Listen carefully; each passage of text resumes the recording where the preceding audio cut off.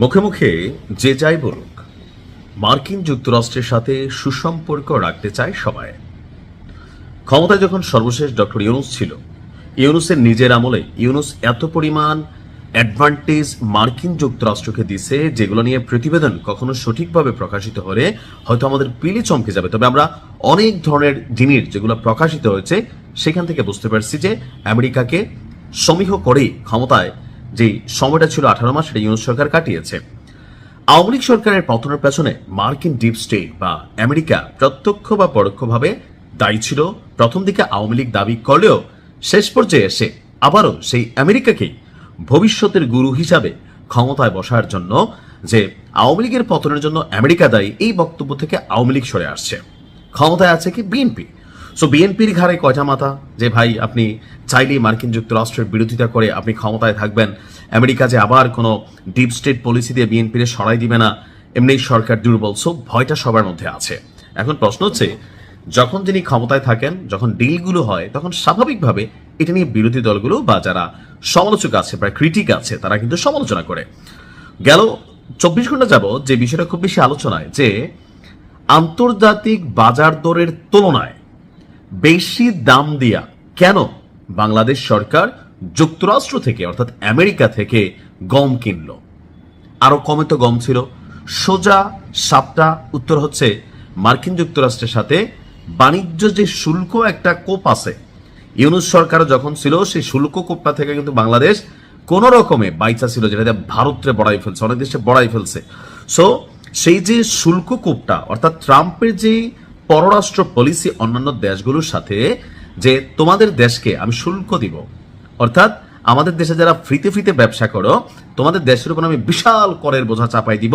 সুতরাং তোমরা, তোমার দেশে আমার মাল ঢুকতে ট্যাক্স লাগবে, আমার দেশে তোমার মাল ঢুকতে ট্যাক্স লাগবে না, তা হবে না, তা হবে না। এছাড়া আমরাই শুধু তোমাদের কাছ থেকে কিনবো, তোমরা আমাদের কাছ থেকে কিনবা না, তাও হবে না।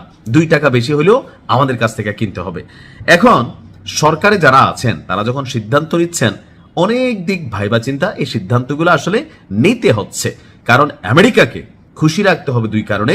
প্রথমত, বাণিজ্য যে শুল্ক চাপ আছে, যেটা দিয়ে ভারতে বড়াই ফেলছিল, সেই চাপ থেকে বাংলাদেশ বাইচা আছে। এখন এই চাপটাকে ব্যালেন্স রাখতে হলে অন্য দেশের থেকে 2 টাকা বেশি দামেই সরকারকে কিন্তু আমেরিকাকে খুশি রাখতে হবে।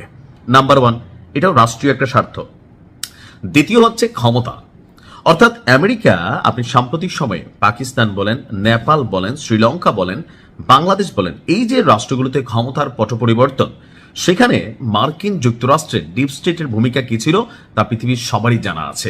সেই কারণে যে কোনো সরকার যখন এই রাষ্ট্রগুলোর মধ্যে ক্ষমতায় বসে, তাদের একটা চিন্তা থাকে মার্কিন যুক্তরাষ্ট্রকে খুশি করা। আওয়ামী লীগও কিন্তু এর বাহিরে না। এই মুহূর্তে আওয়ামী লীগও তাদের পতনের জন্য আমেরিকাকে যেভাবে প্রথম দিকে দায়ী করত বা ক্ষমতায় থাকতেও দায়ী করত, এখন কিন্তু ওই জায়গা থেকে সরে আসছে। সো যুক্তরাষ্ট্র চায় না যে মার্কিন যুক্তরাষ্ট্র তাদের উপর নাকশ হোক, এক ঢিলে 2 পাখির শিকার হবে। আমেরিকা থেকে গমও কিনা হইলো, বাণিজ্য শুল্কের যে চাপটা আছে সেটাকেও ব্যালেন্স রাখা গেল, পাশাপাশি যে না, এই সরকার আমেরিকারও কিছুটা উপকারে আসতেছে। সো তারা তাদের সিস্টেমিকলি কিন্তু ডিলগুলো করছে।